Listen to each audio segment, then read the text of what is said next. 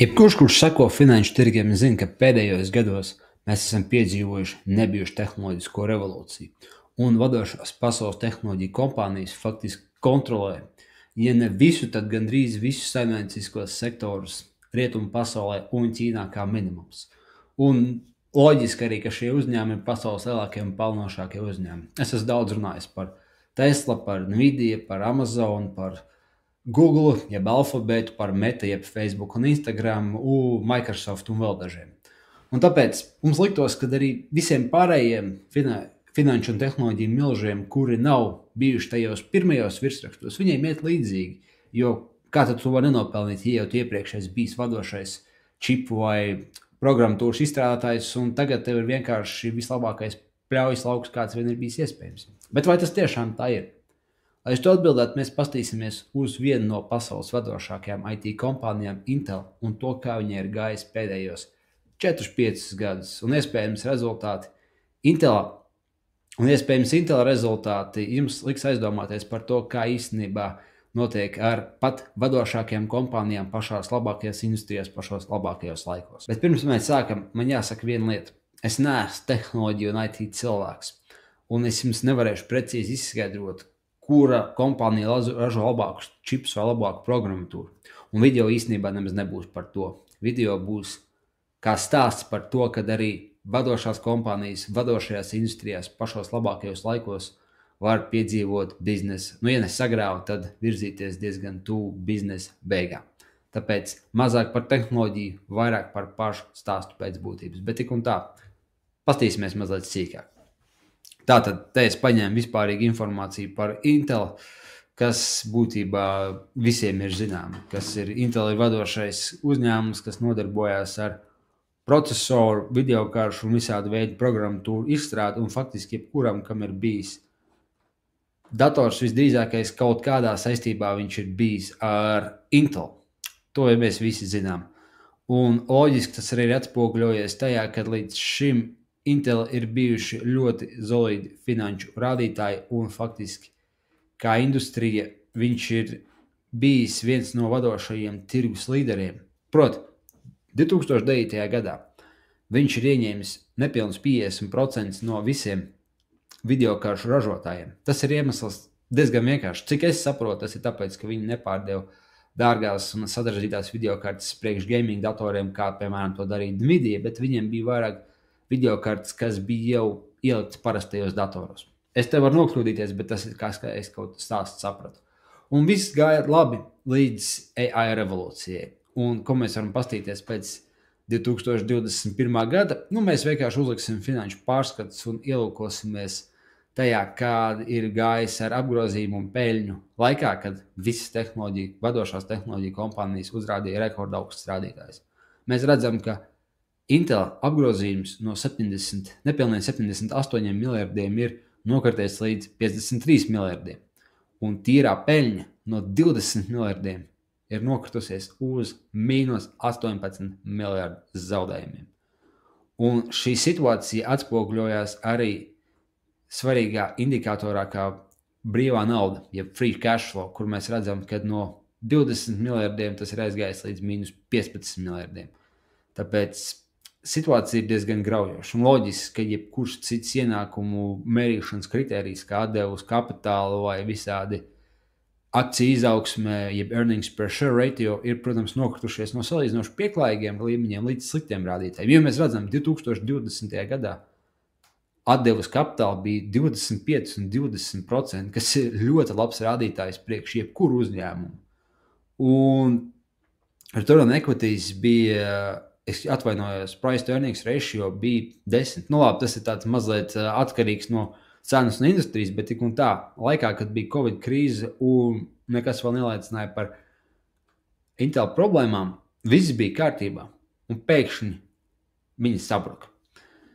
Ko es te varētu pateikt? Visdrīzākais manā skatījumā tā bija kaut kāda Intel vadības nespēja pielāgoties straujajai čipu industrijas izaugsmē, un mana stāsta versija ir to, ka no vienas puses uzņēmumam bija kaut kāda veida krīze, no otras puses investori pagriezās pret viņu, un loģiski arī tā bija atbild uz to, ka vienkārši viņš nespēja pielāgoties tām izmaiņām, kas notika.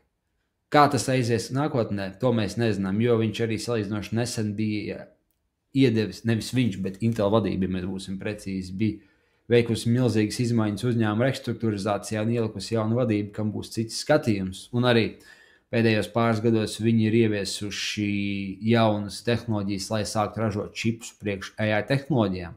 Un varbūt viņiem kaut kas izdosies, bet stāsts bija pats vienkāršākais tajā faktā, ka viņi vienkārši nebija gatavi AI revolūcijai.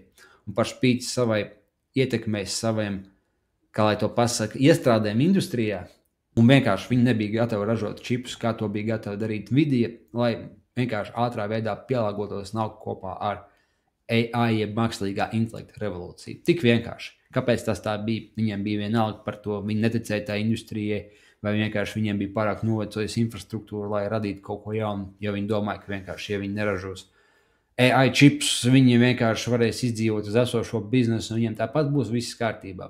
Un to īstenībā jau tā grūti pateikt, ja jūs paši tur neesat iekšā. Bet stāsts ir vienkārši tajā, ka arī lieli uzņēmumi var ierūsēt, lieliem uzņēmumiem var būt problēmas, un tas īstenībā var nozīmēt arī biznesa krahu. Jo arī tagad pastīsimies uz akciju cenu, un mēs redzam to, ka īstenībā Nvidia kā ieguldījums nav bijis baigi veiksmīgais. Es esmu daudz kur rādījis S&P 500 ienesīgumus, un es esmu rādījis lielāko tehnoloģiju kompāniju ienesīgumus, un es esmu stāstījis, ka viņi ir ienesīgāki par Bitcoin un visu pārējo, bet ja mēs šeit redzam Nvidia ienesīgumu, mēs redzam to, ka ja jūs viņu nopirkāt 2011. gadā vai 2010. gadā, jūsu ienesīgums faktiski būtu nekāds. Kas nozīmē to, ka viņš ir katastrofāli sliktāks par jebkuru lielu akciju indeksu, par jebkuru izēvielu un par jebkuru vadošo kriptovalūtu. Tāpēc tepat nav īsti salīdzinājums. Man liekas, pat depozītā jūs nopelnīt vairāk nekā jūs būtu ieguldījis Intel korporācijā. Un tad mēs arī redzam to, ka pīks tika sasniegts 2021. gada sākumā, kad vēl finanšu rādītāji bija labi.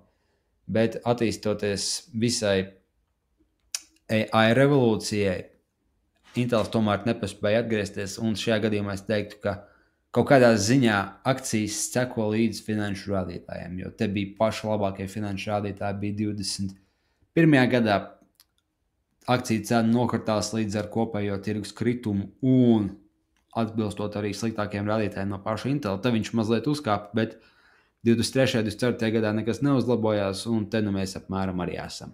Tā kā tirgi saka to, ka šeit nekas labs vismaz pagaidām nav gaidāms, un mēs esam tajos pašos zemajos līmeņos, kuros mēs iepriekš bijām, paši bija tam, kad konkurenti ir radījuši aizvien jaunas cenu rekordus.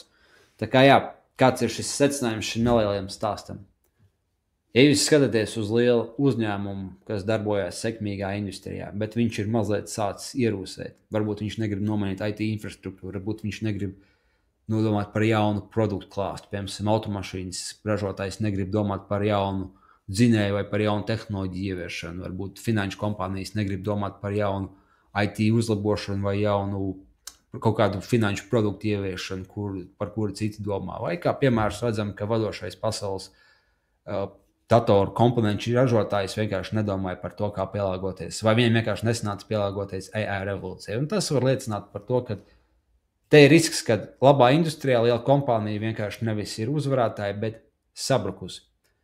Un, ja tas ir stāsts tikai par lielu uzņēmumu, tas dara vienkārši tādiem sarunas līmenim iepriekšnai, tad arī mēs pāriet uz to praktisko ziņu varam teikt to, ka tas ir tas mans arguments, kāpēc ieguldīt individuālās akcijās bieži vien ir sarežģīti. Jo, ja vienkārši kāds cilvēks teiks, es gribu ieguldīt tehnoloģiju kompānijās, jo es uzskatu, ka tehnoloģija ir revolūcija, tāpēc, ko es darīšu, es vienkārši ieguldīšu 10-15 lielākajos vārdos. Tur Microsoft, Nvidia, Intels, Oracle, Samsungs un varbūt vēl kaut kādas kompānijas.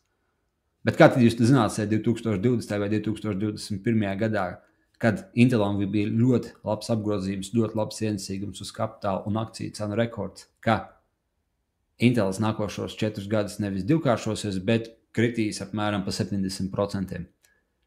Es domāju, ka jūs to pateikt nevarējāt, tāpēc arī tā ir, ka akcijās ir ļoti grūti ieguldīt. Jo nezinu, vai būtu daudz cilvēku, kas man 21. gada sākumā būtu teikuši, ka Nvidia uzšausies kā raķete, un proporcionāli tam pieaugs viņa fenomenālais apgrozījums un fenomenāla peļņa, bet Intels aizies ar 20 miljardiem zaudējumu pāris gadus vēlāk.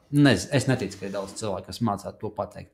Un tāpēc, ja jūs ieguldījat akcijās, saprotiet to, kāda ir jūsu pareiza ieguldīšana akcijās, un vai jūsu ieguldīšanas stratēģija akcijās palīdzēs jums nodrošināties pret šādu tipu riskiem, ko mēs redzam attiecībā tagad uz Nvidia. Tāpēc, kā jau atkal iepriekš teicu, šis stāsts nav par tehnoloģijām.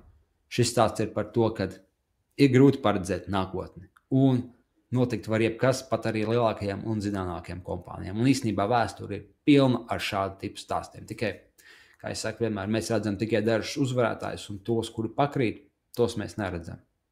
Tā kā tiekamies vēlāk, un varbūt es pastāstīšu kādu interesantu līdzīgu stāstu, īsti dziļākas vēstures no lielākajiem uzņēmumiem.